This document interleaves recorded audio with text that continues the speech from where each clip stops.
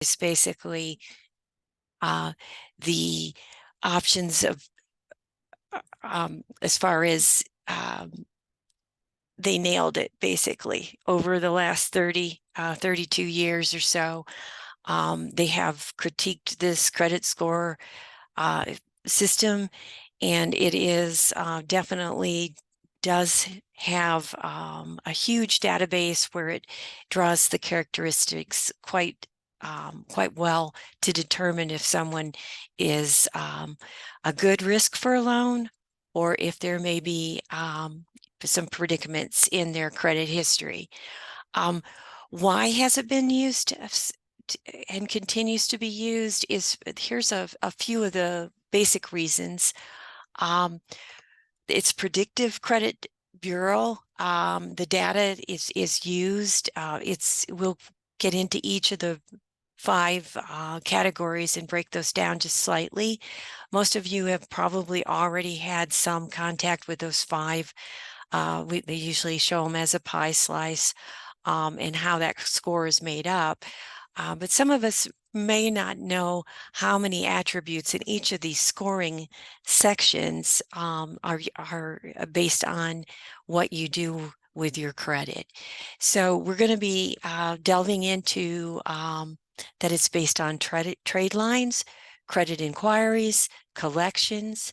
And the good news, and part of why it is such a workable program, is what it does not use when it judges a person as whether they're a good risk for a loan or not, or for a credit card.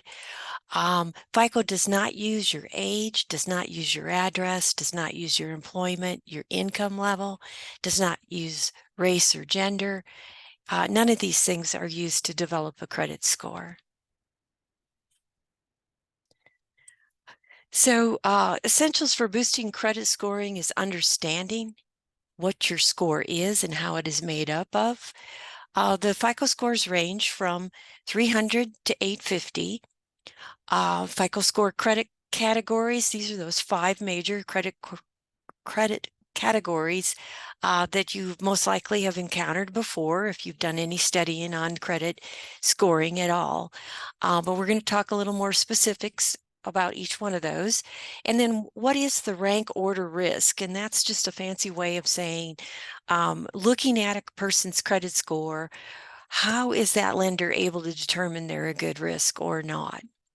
So it's going to be based on the information in your credit score or in your credit file, which is your credit report. And then what is the risk of default based on what it is seeing on your credit report? Just some general examples of the risk order. And this is what a lender is looking at. If for instance, 5 people come and apply for a loan throughout the year with a credit score of 640, 1 out of 5 of those are likely to go into default, so quite high for a 640. Whereas if you go all the way up to a 680, 20 people can apply with a 680 or higher, and more likely only 1 out of 20 will end up in a default situation. So you can see right off the bat, the higher the score, the less risk it is for the lender to make that determination that it's a good move to make that loan to someone or lend that credit. So this is the first of the 5 major categories, and basically this one is the payment history, and this is your largest chunk. This becomes the most weighted category for earning those FICO scores and the points.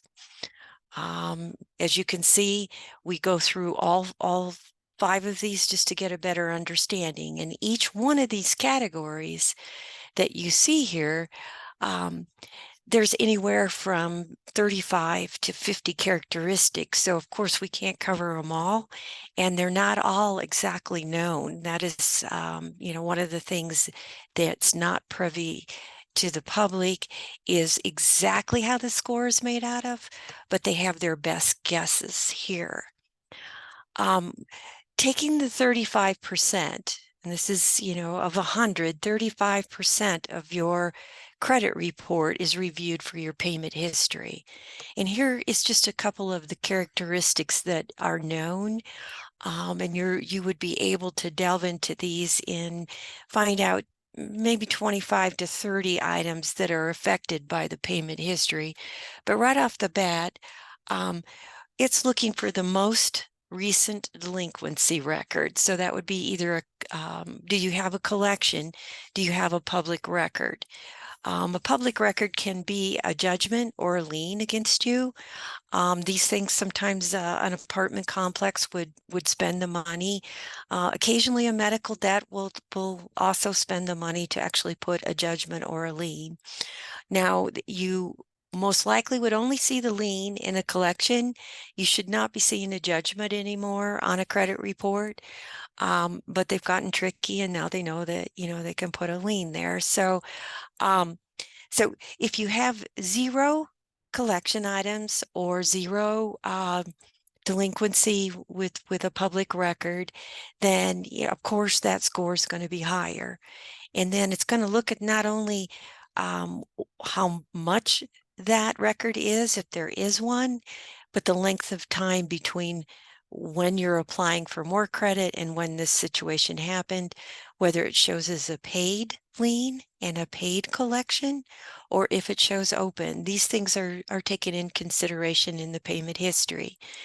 Then it's also looking at your delinquency to see when was your last delinquency. So if you've never had any delinquency that's over 30 days, so that would be, for example, you have a credit card bill that is due on the 1st of March and you don't pay it until the 3rd of April, that's considered 30 days late. So you're not reported immediately. So if you are due on the 1st of March and you pay it on the 3rd of March, chances are you've sort of wiggled through and you don't get that 30-day late. However, if you wait till April 3rd, that's a 30-day late. And so the most recent late you have is also telling the lender a lot about you as how your credit score is developed and what kind of a repayer you are. And, that's basically why lending institutions make loans, is they want the repayment. And then the big picture would be if you have 10 trade lines on your credit report, maybe you accidentally have one late that's now 24 months old. Well, that's still a pretty good record. However, it's going to look back and say, okay, 24 months ago you had a late, no other lates between that time period and now, whatever that situation was appears to have been corrected, and that person's paying as agreed after that. So it's going to look and see, do you have any delinquency and what's the length of time? If you had a late last month on a credit card and you're asking for an auto loan, that would make a lender stop and consider, hey, is this person starting to develop a pattern where they might be late, or is this person going to be good for that loan? And this is 35% of your credit score. So, consider the amount of percentage of each of these. Outstanding debt is worth 30% of your score. So, it's looking to see how much do you owe creditors.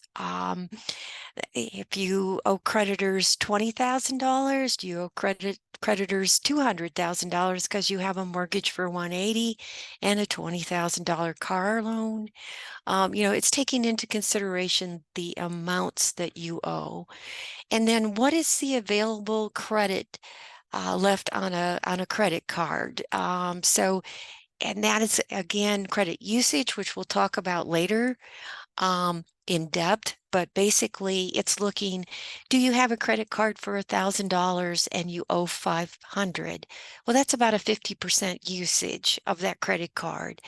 The lower the usage, but still keeping that credit card open is to your advantage. So if you have $1,000 credit card and you owe $100, you're in a very favorable position for that credit usage. The percentage of the outstanding open installment debt. So say you have just purchased a car that was, say, $20,000. And so the principal balance on the credit report is still showing 20 or 19,900 and some dollars. Um, that shows that, well, someone thought they were really good for that risk. However, that's a lot of debt and there's only one payment made. So as that balance comes down, say for instance, you bought a car 5 years ago and you bought it for 20 and you're still owing, say, $12,000, $14,000 on that 20,000, then, that shows totally different. And they're measuring the difference between a track record and the amount that of the difference between what you first borrowed and what you owed. So it's always to the advantage that if you end up in a situation where you do have a car loan and you are able to power pay that down over time, you can stick in an extra payment or two, then you're just lowering that principal balance and you should be raising that credit score up in conjunction with doing so. And this is 30%. So we've talked about the 35 and the 30. This one is 15, and this is the length of history. So the longer you have a track record, the more stable you appear to be to a lender. So the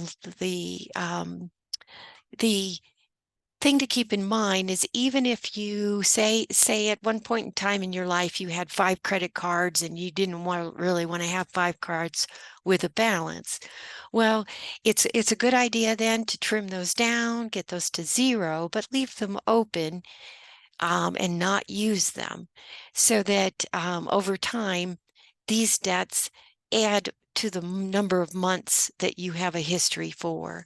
If you have a car loan and you've paid on it, say it's an 8-year car loan, you've paid 5 years and it's perfect, then you have a 60-month track record of making those payments. So the length of history, it's looking really, really well. And we'll go into that in a little more detail as well. So the longer that you've paid an account, paid as agreed, the higher the score is going to be and the less risk you are to a lender. So that's why it's important. New accounts, it's looking for the number of months from the last new account. So say 12 months ago, you applied for a Kohl's card to get the 10% discount when you were buying some clothes. Well, it's going to look and see that 10, 12 months ago is the last time that you sought credit, and you're not out there seeking credit every week or even 3 months in a row you're trying to get a new bank credit card. That's what it's looking at. So it's the number of months since the newest line of credit.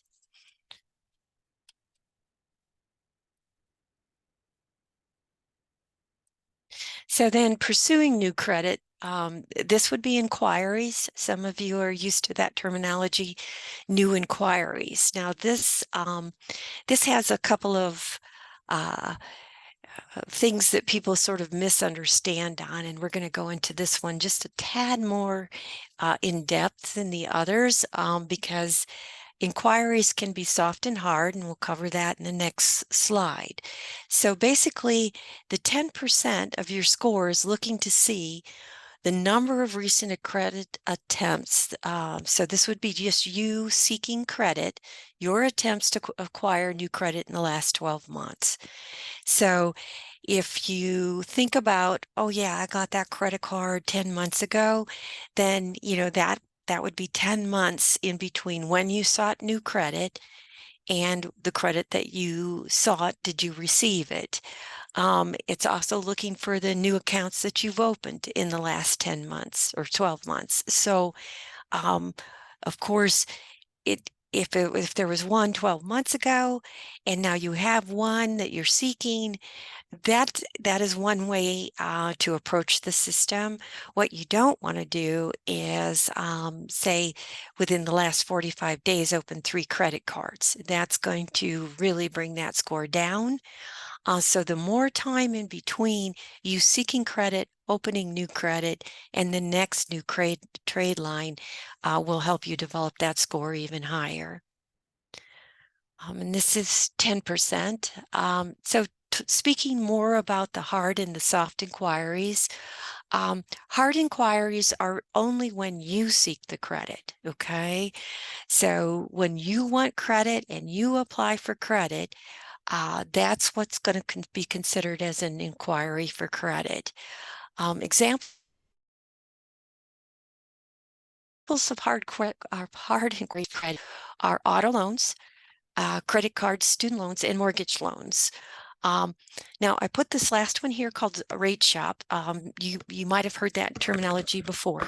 So that just means if you have, say, you really need a new car. It's been a long time since you've gotten any new credit. So you go to a dealership and the dealer says, hey, let me run you through my loan process, and then you'll have two loans to compare, see which one's to your advantage to accept. So let me see if my guys in the back room will, usually they use a bank, will see what they can give you as far as terms go. Maybe they can give you an 8-year loan, maybe they can give you a 5-year loan. And so you apply with the dealership. As long as you apply, say you've had another car loan, or you're always dealing with the same credit union or lending institution, US Bank, Bank One, First Bank, you name them, and you have a relationship there, you have a checking savings, and you just want to see what they would offer. As long as you do both of those, approach both of those places within just a couple of days of each other, that's only considered one hit to your credit or one inquiry. Now, they may both show as attempts for credit on the bottom of the credit report, because they're both looking at your credit, but because it is an auto loan, a student loan, and a mortgage loan are the only items that you could do this with. The government wants you to take full advantage of figuring out which is the best product for you, which is the best offer. So with a mortgage loan, you get a little bit longer time frame. And, if you want to rate shop 3 places, then that can still only be one hard hit to your credit as long as you do it in a timely manner, close to each other. And the same with a car loan and with student loans. You're able to also shop those. So that's called rate shopping. The soft inquiries are, they do not impact your credit score. They're normally promotional, as far as they could be an account review. Say you have a $1,000 credit card with US Bank, and once a year they make sure that you're in line with all your debts, because they want to just either offer you a $2,000 line now and they're going to send that in the mail, or just to check and make sure that they feel like they're still at a good risk at $1,000 for you for an open credit card. So that would not impact your credit because you're not asking them for something. They're just doing an inquiry for a promotion. Okay. Insurance, if you often, most of us these days are judged by obtaining insurance. They'll look at a credit score. Sometimes it's a little different credit score than the one that a mortgage company is going to be looking at, but they're still inquiring to see, is this person a good risk for other attributes with their credit?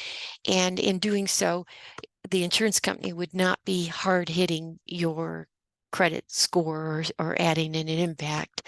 Employment inquiries, times in my life I've worked for banks, I've been an underwriter.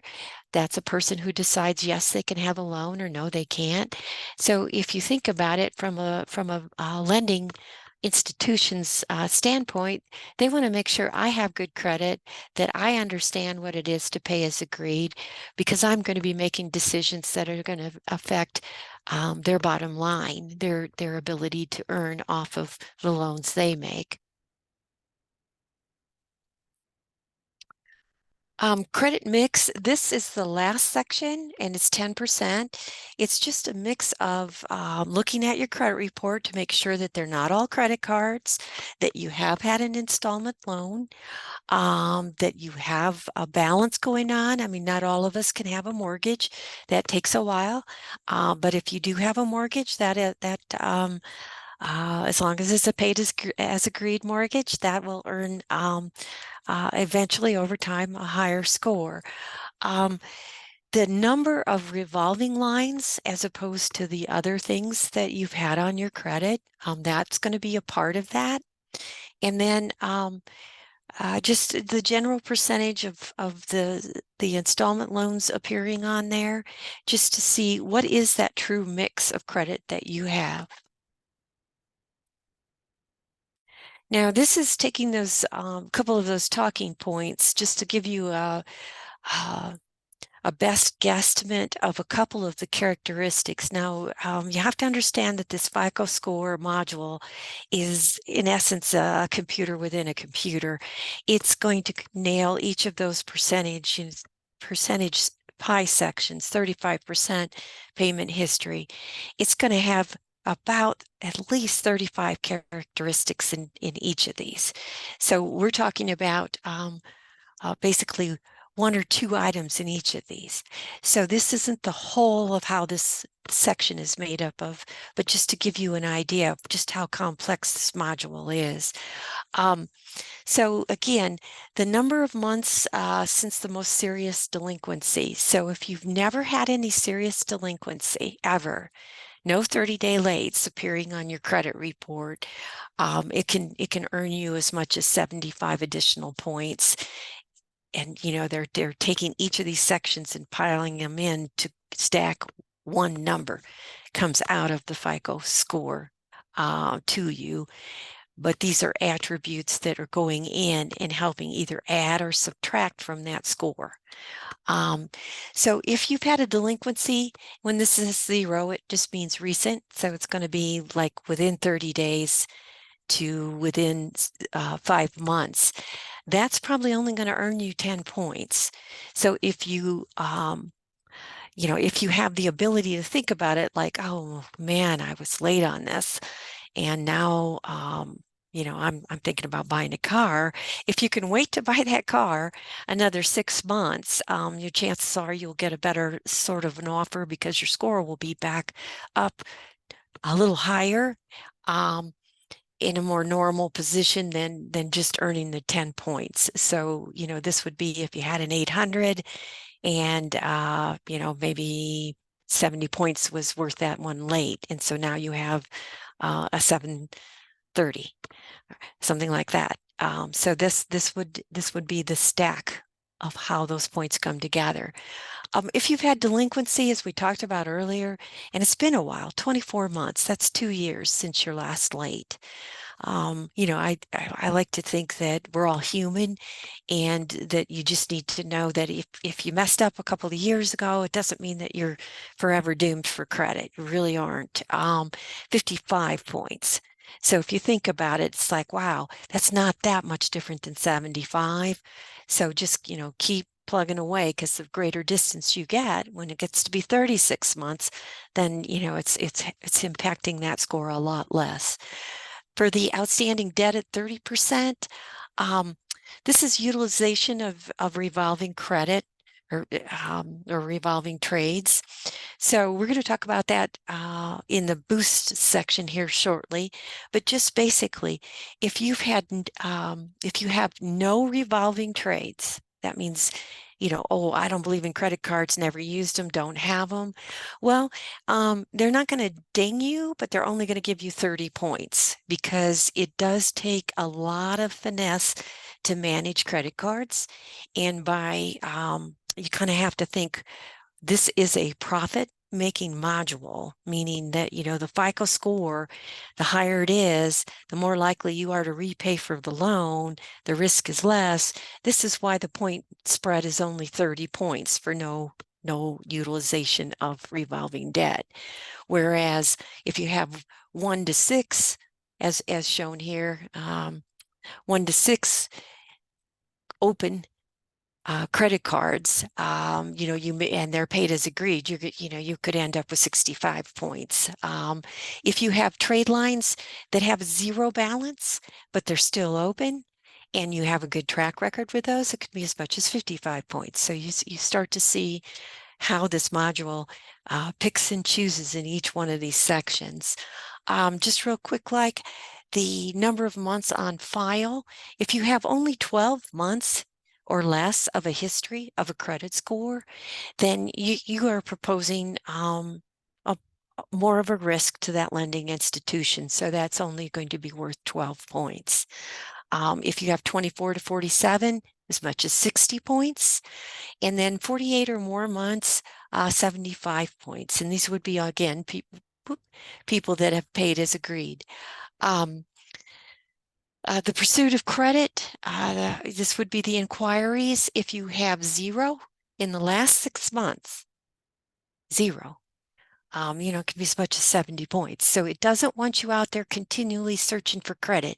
It makes a lender nervous that someone else could give you a $10,000 line of credit after they give you the $1,000 credit card, and that presents could present a problem in the future for the repayment of the thousands. So if you've had 3 new inquiries in the last 6 months, you see it's only 25.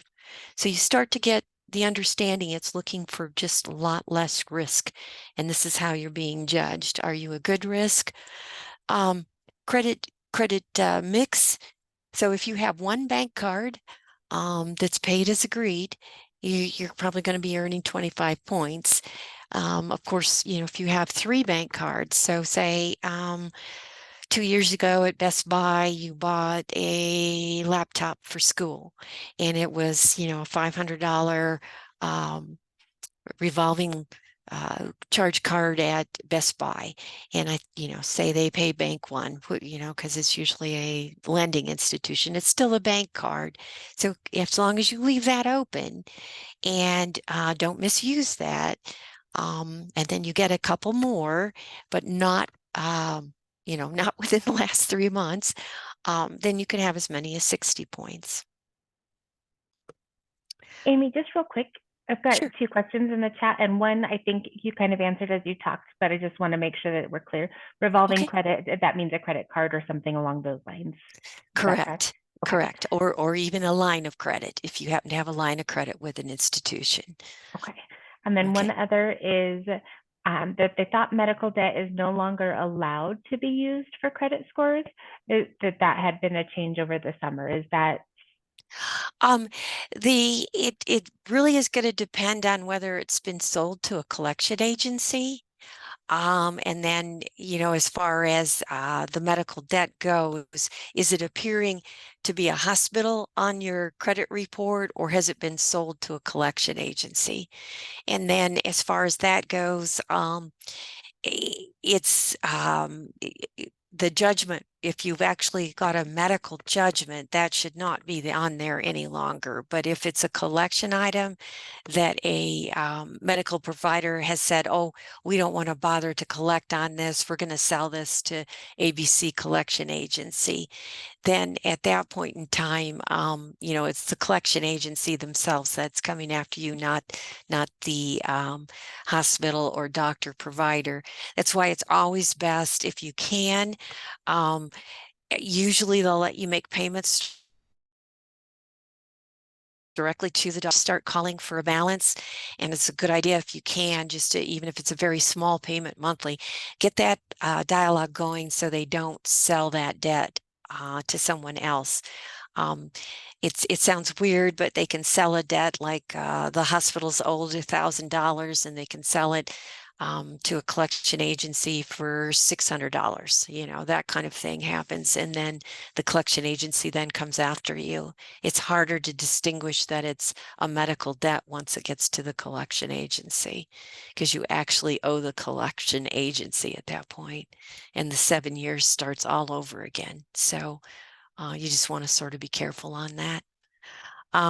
There are, if you're interested in purchasing a home, sometimes um, medical debt still impacts the score, but if they're, $500 and less, they're supposed to still sort of move forward with the thought that the person's going to be able to pay the $500 or less. And that would be like an FHA loan. It would still have an impact. Judgment no longer does, because they used to put the judgments by the name. And so many of us have common names that, that's just crazy. You could end up with, my name's Amy Kennedy, and there's probably at least 10 of them in the Denver metro area. So, you would end up with somebody else's collection, and then you have to sign an affidavit saying it's not yours.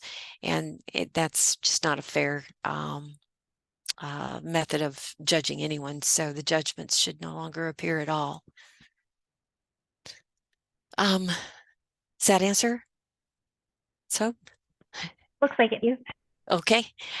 So now we're going to just kind of delve into how you can boost your score. This is sort of an extra. Want to talk about, just jump down here to the third one already, though. Pay all bills on time. So the top two, I'm going to sort of teach you how to boost a score. But that third one you noticed was 35% of your score, and how it winds down here to boosting as well. Because whatever you do to boost your score, you have to remember to pay everybody else that you've already agreed to on the terms that you've already agreed to. So whatever you're going to do to try to boost your score, the end result is it will go nowhere if you forgot to pay, that third credit card that you had that you were just making the normal payments on. You don't want to experience a late pay on that at all. So pay all of the bills that you've already set up with a lender as agreed and on time. And then to dispute errors on a credit report, and we'll talk about that a little bit more in depth here in a minute. But when you consider how you might boost that score in a shorter period of time, there's a method called the snowball method, and we'll go into detail about that here in a second. So it's you want to do the snowball method correctly. It's just paying off existing debt, but it's in a certain particular order. Using the utilization method, this would be how you're rated. If you thought about it on the previous screen, we talked about the utilization. So that $1,000 credit card and you've used 500, that's a 50% utilization. So how does that work that I could boost my score using credit utilization? Let's see here. Start talking with my hands here. Sorry.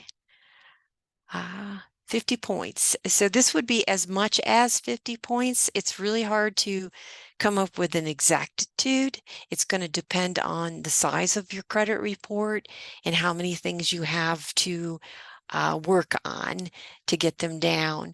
Now, this is called snowball, and it's a strategic way to pay off a credit card. So, you're going to paying down credit card debt, save money, and reduce your credit utilization rate. And it provides a big boost to your credit score, okay? Keep in mind that when you're paying down the utilization amount, you want to leave that card open, okay? That is a misnomer that closing a card is a good thing. If you need to tell yourself that account is closed so you don't use it again, depending on your mentality and how you use credit cards, fine, cut it up, but leave it open. Put it in a drawer, put it in a file cabinet, but when you pay it down, leave it open, because then you are also increasing the number of months that that card has been opened.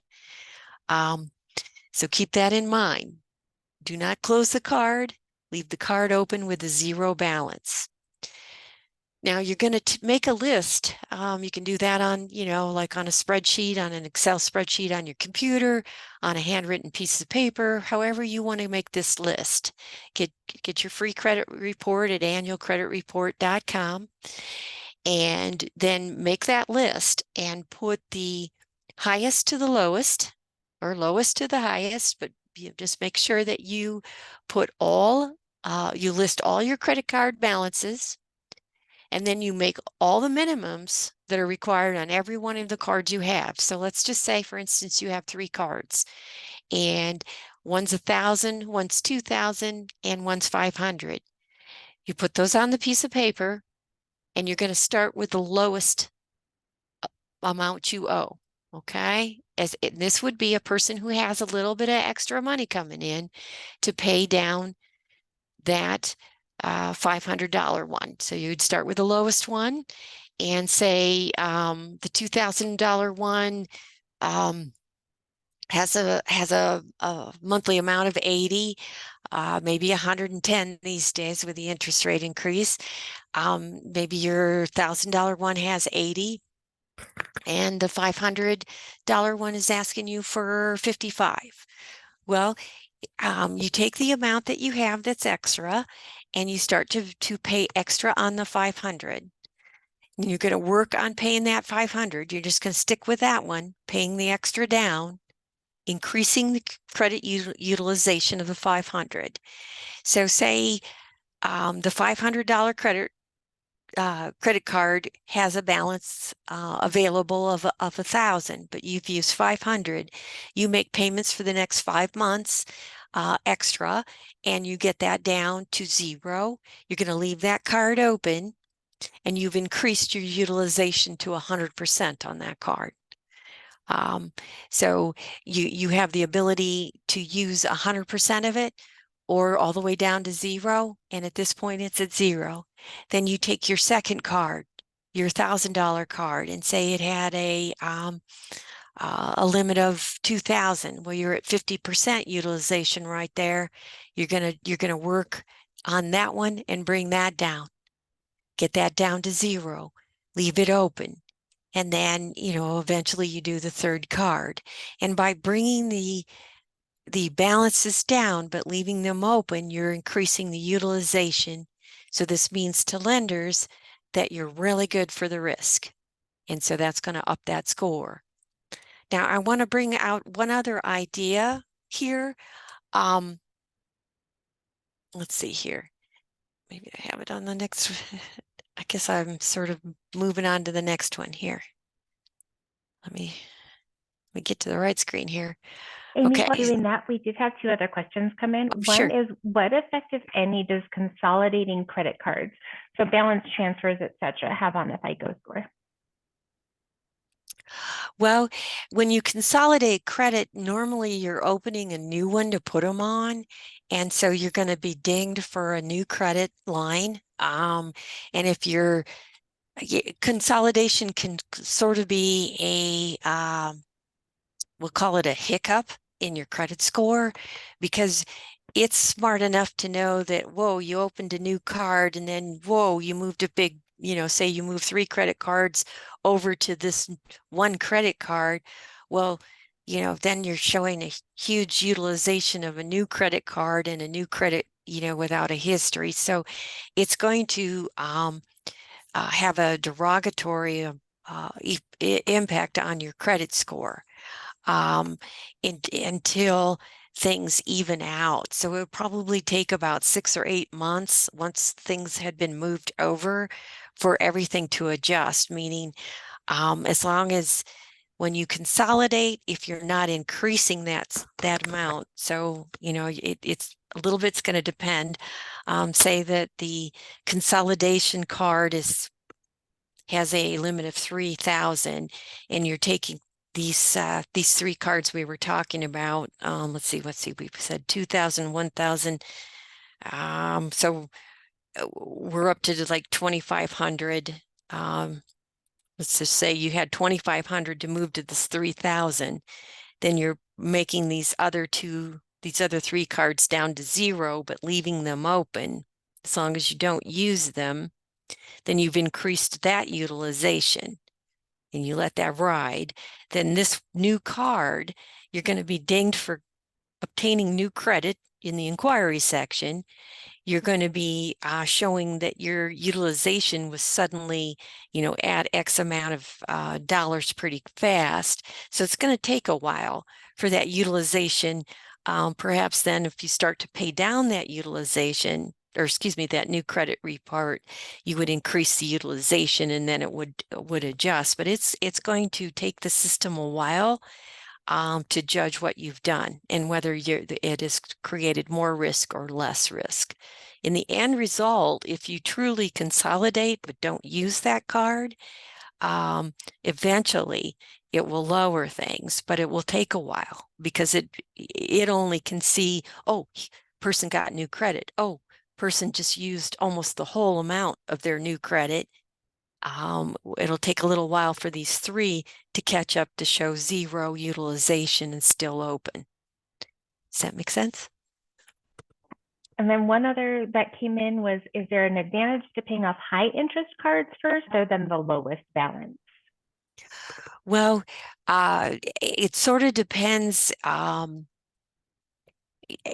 see. So you may experience less finance charges personally. It may. So, okay. So here's the deal with that. I don't know how to exactly explain that, but if your end result is you're trying to get your credit score higher, then paying off in the snowball method would most likely be your best bet.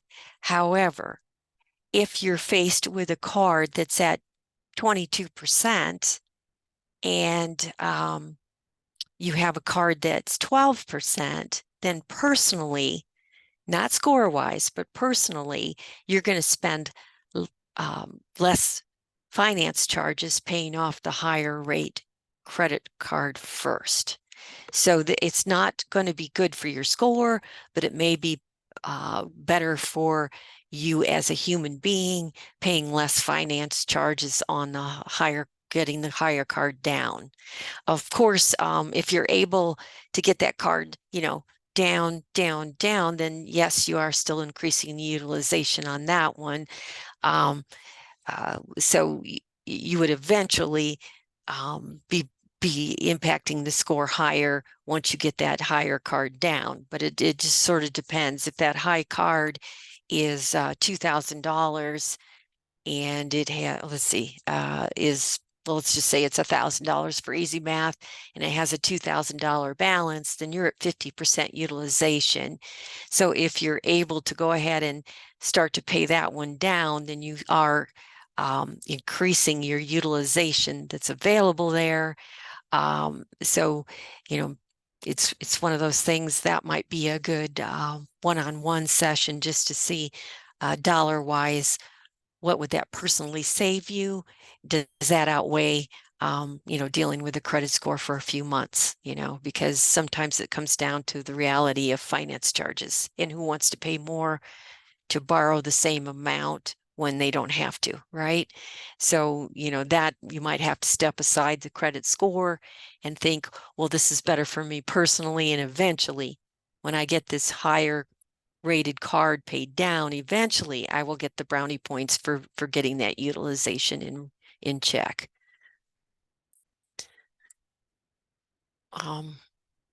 Okay, sorry. Didn't mean to go long on that, guys. Sorry. The other, okay, so this gets a little confusing, but there's one other way.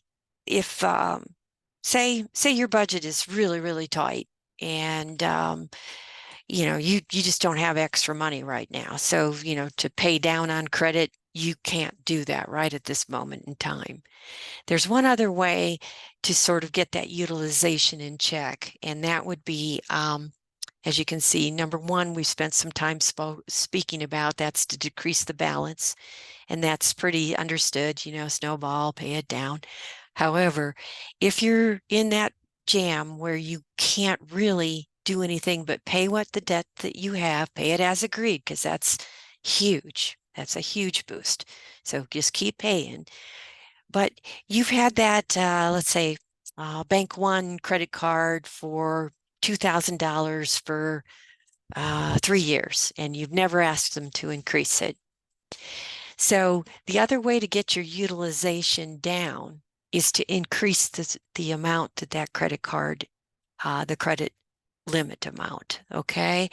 So you want to increase the credit limit, but you do not want to use it. So say you contact US Bank or Bank One, whoever has that credit card, and you say, can you increase that credit card to a $3,000 limit for me?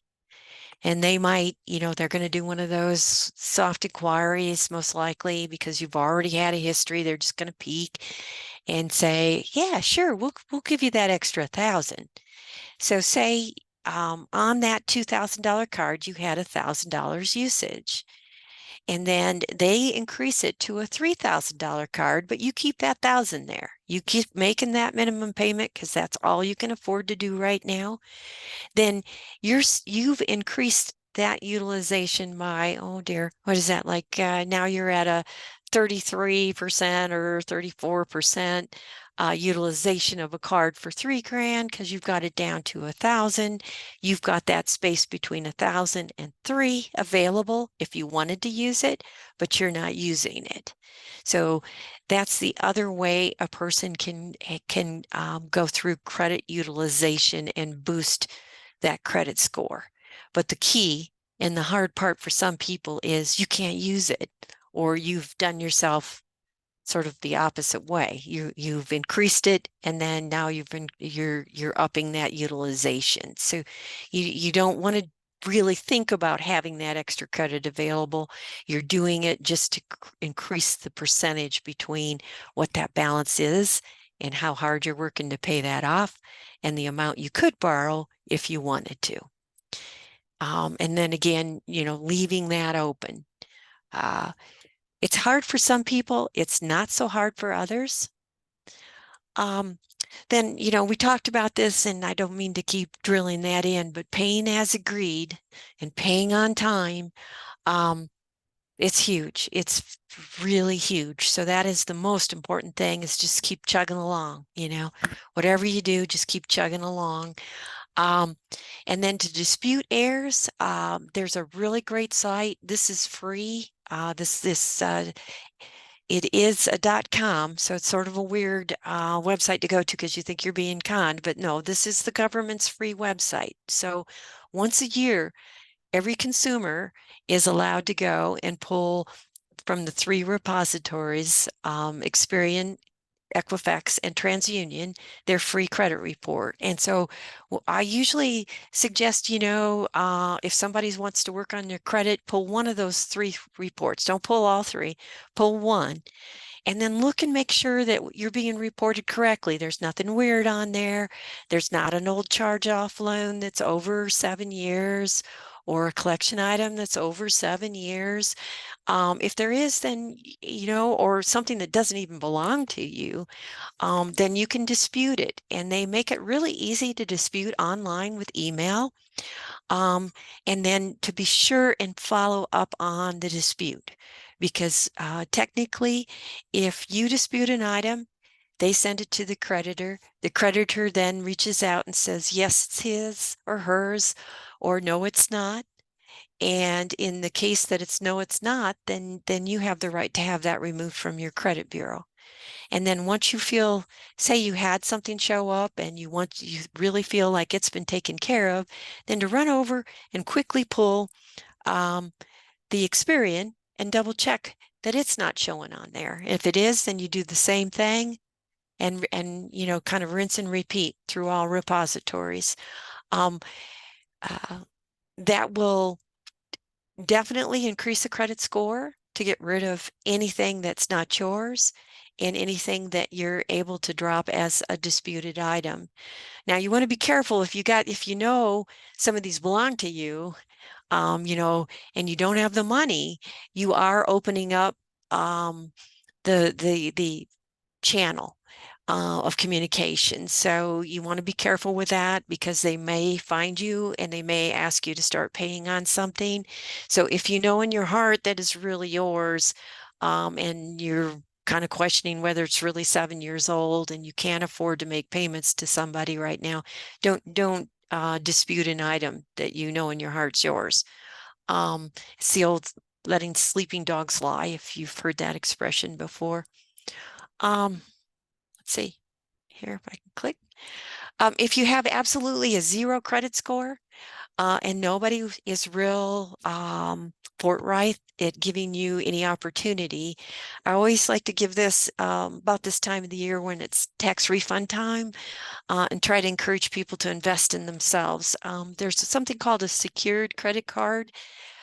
Sometimes when you know, even a credit union, a U.S. bank, a Bank One, a First Bank has quite a few products.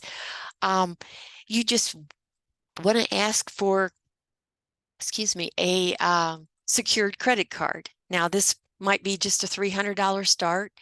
They're going to ask you to put that $300 up, and they're going to give you a credit card, and you're basically going to pay yourself back.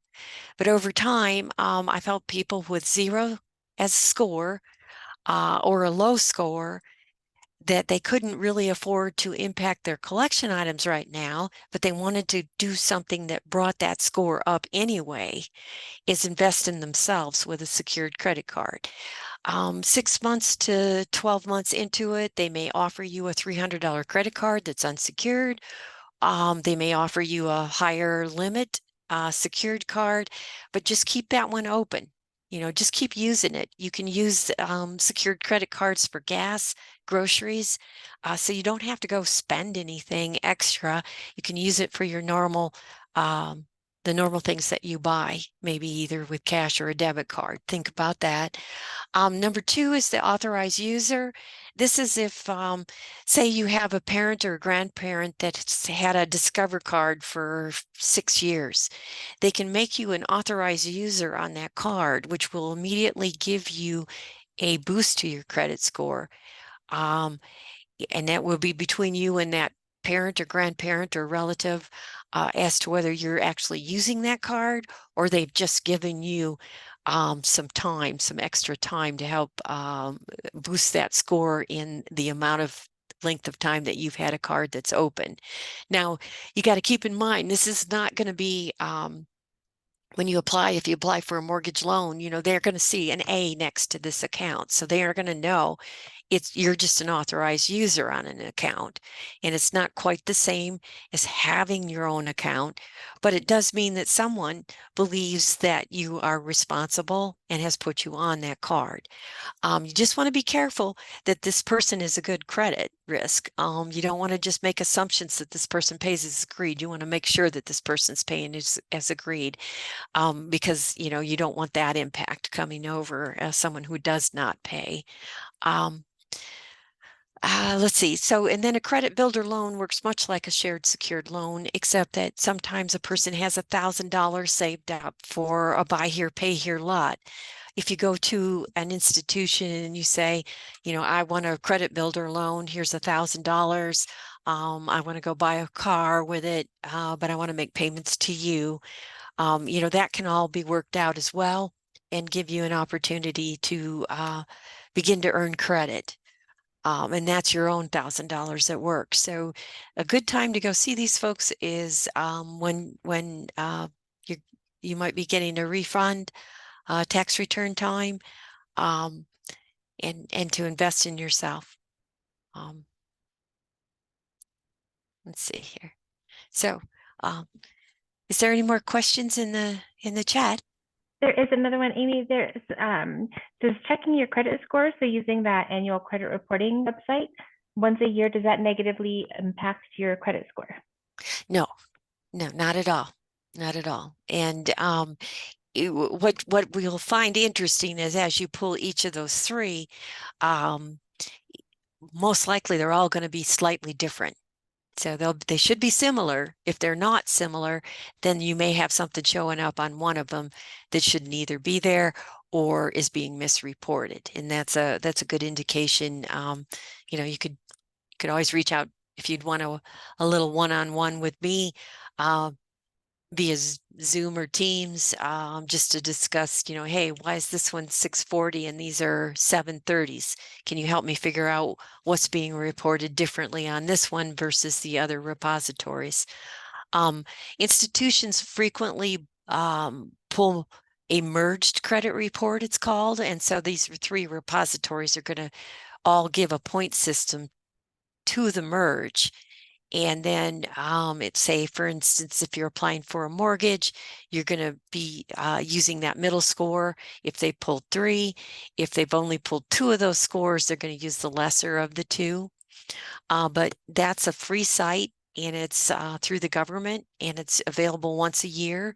And there's a lot of good material on there.